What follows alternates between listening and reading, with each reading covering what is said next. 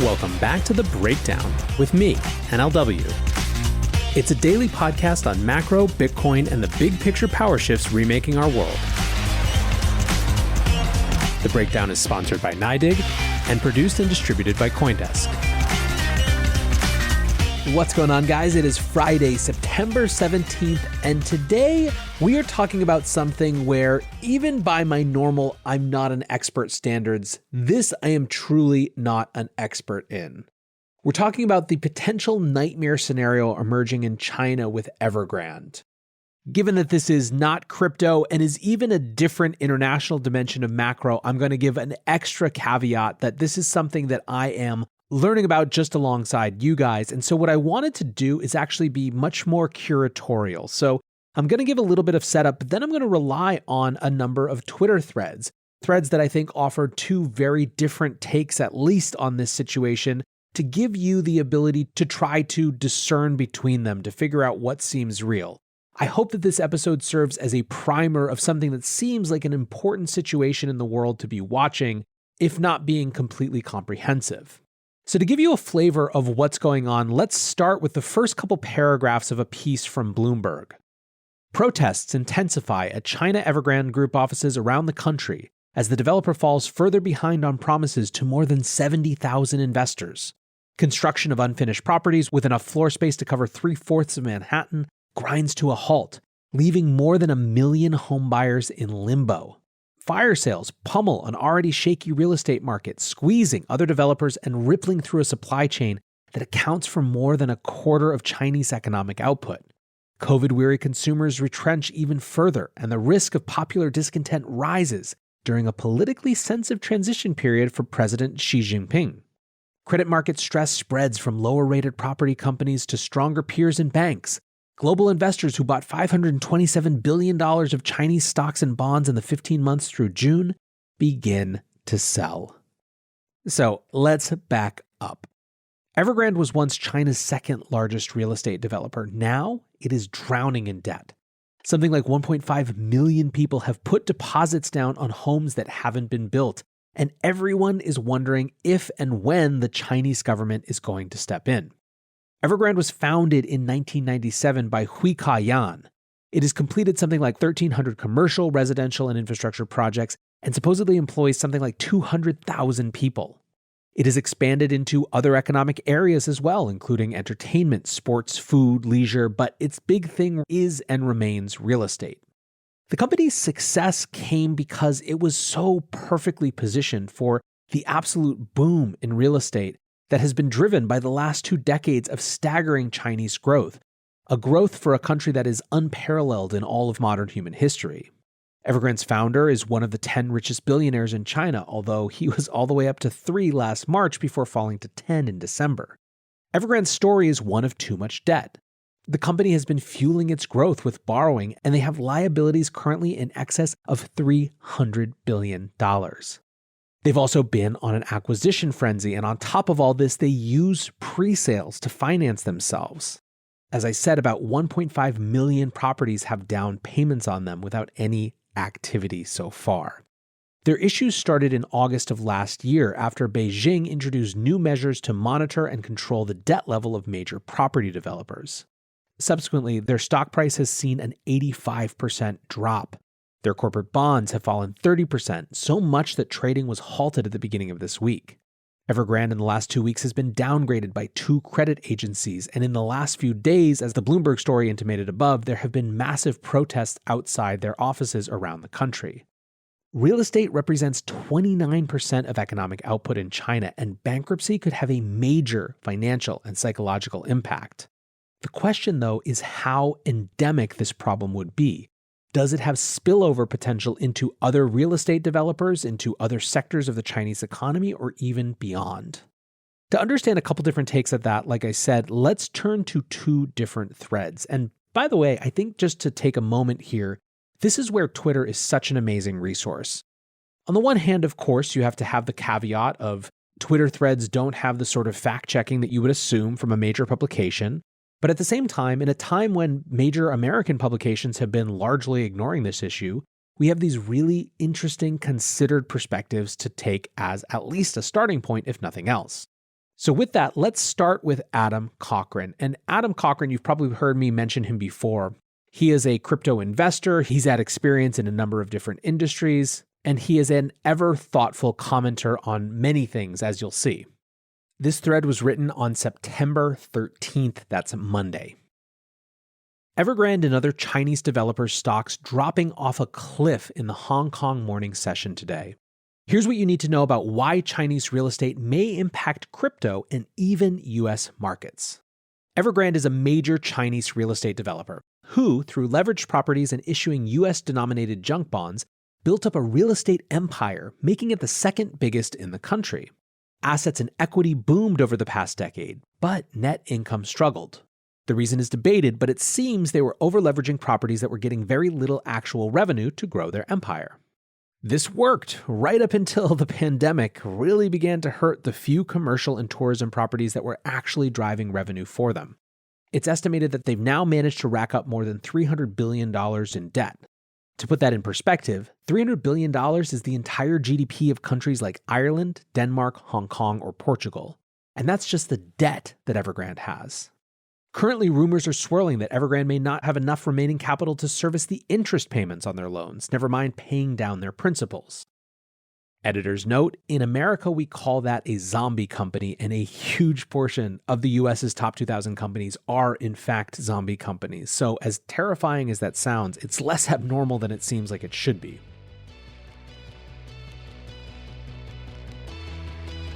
This podcast is sponsored by NYDIG, an institutional Bitcoin firm that sees Bitcoin as a gateway to financial security for people around the world.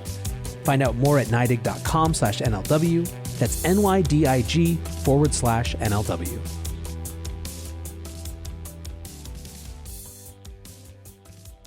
Back to Adam now. Now, the real estate developer claims that they are going to liquidate property to get operations back on track, but those of us in the crypto market understand how liquidations work. If you're liquidating because your collateral asset, real estate property, has sunk in value and you have to sell that asset to pay back, then every time you sell it, the asset drops further. Evergrande is so large that they will be in a race to the bottom as they'll be selling properties which will lower the average price of properties in the region, thus lowering their asset value and entering into a spiral.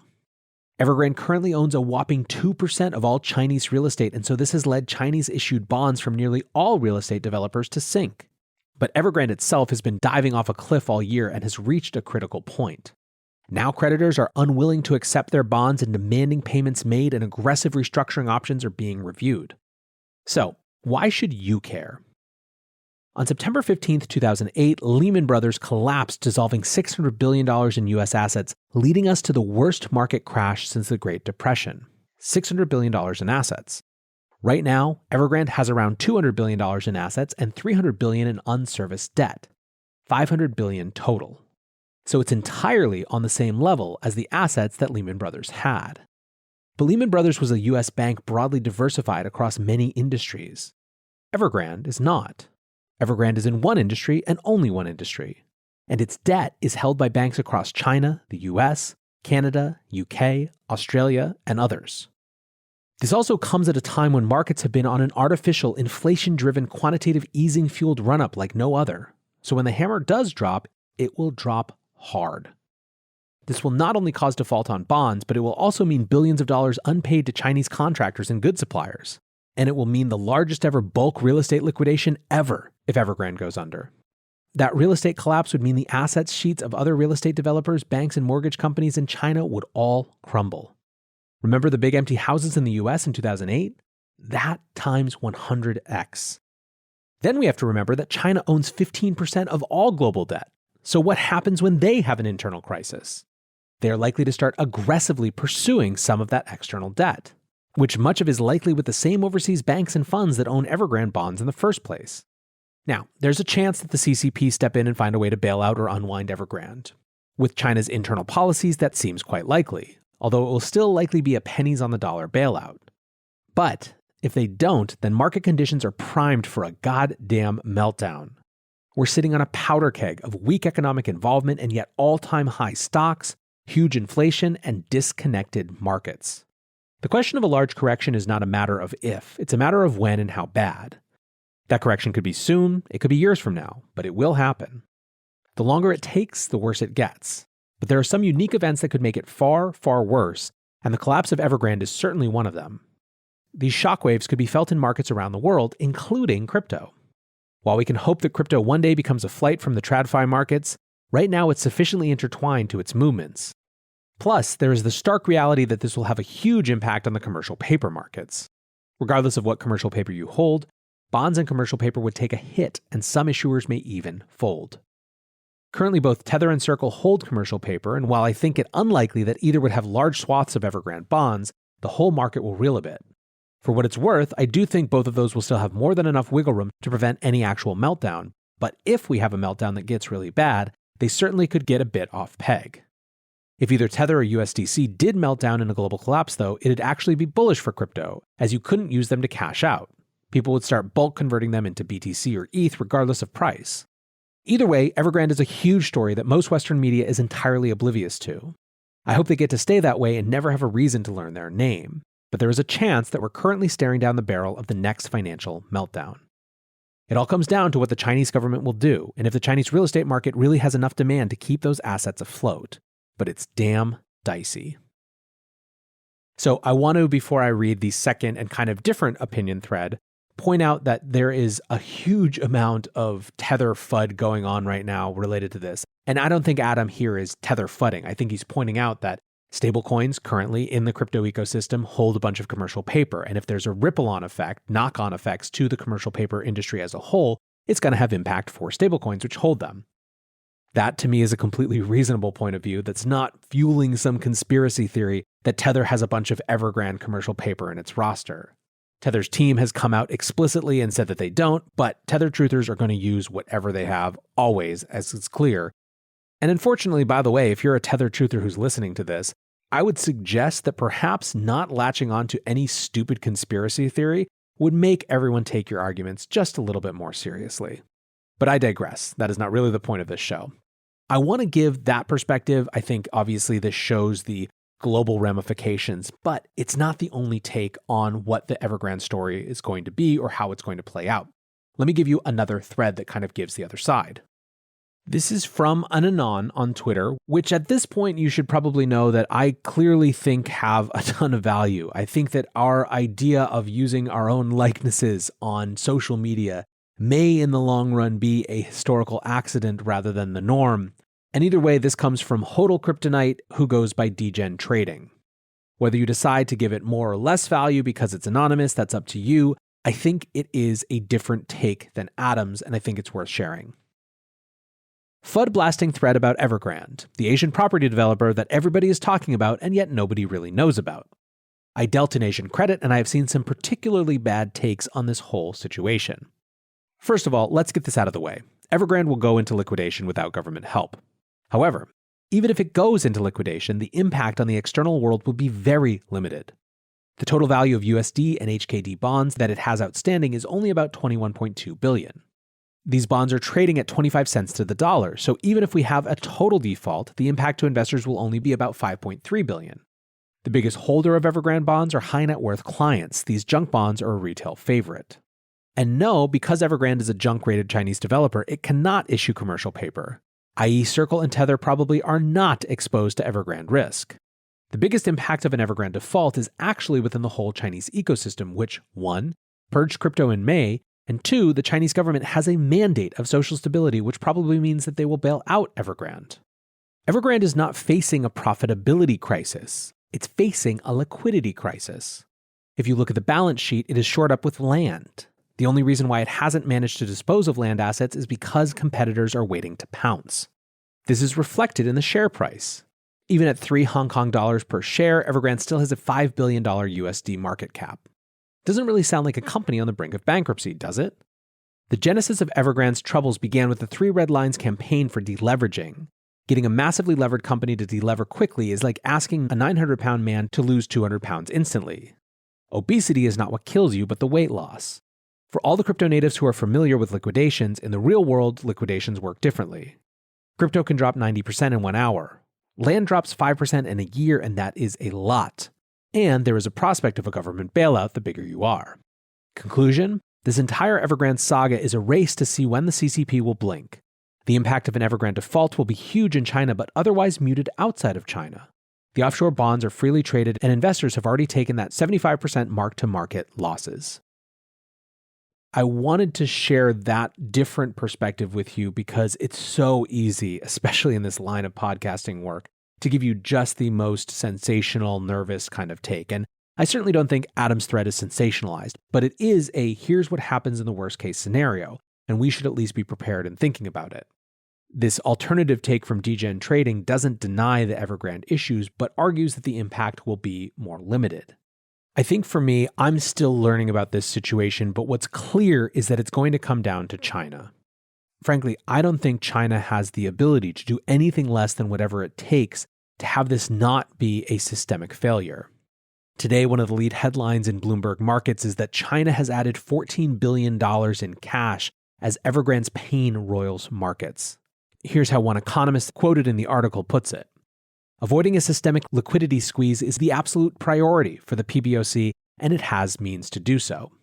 A Lehman-style financial market meltdown is not our top concern, but an extended and severe economic slowdown seems more probable. Another commenter. It's fair to say that the Evergrande situation and its repercussions on the broader property market will have a far greater direct impact on Chinese growth than any of the other regulatory crackdowns. I would not be surprised that the PBOC is acting to contain the fallout in the money markets. So, like I said, it's clearly in the hands of the Chinese government at this point, and the question is whether markets will respond to stimulus and to their efforts to keep this under control.